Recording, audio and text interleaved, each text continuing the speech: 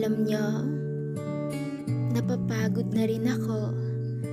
Napapagod na rin ako sa araw-araw na ginagawa ko. Pero may pangarap kasi ako. Kaya pwedeng mapagod, pero hindi pwedeng sumuko.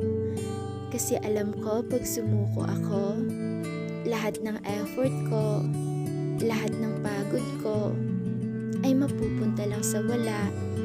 Kaya sa mga taong napapagod rin sa buhay katulad ko, at sa mga taong napapagod sa paulit-ulit na sistema ng buhay nila, hindi ka nag-iisa. Kasi kasama mo ako na nahihirapan din dito sa mundo.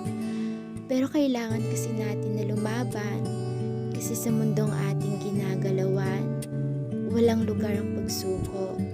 Kaya matuto tayong lumaban, walang sukuan hanggat hindi pa natutupad ang pangarap natin. Kaya yan, kayang-kaya mo yan, laban lang.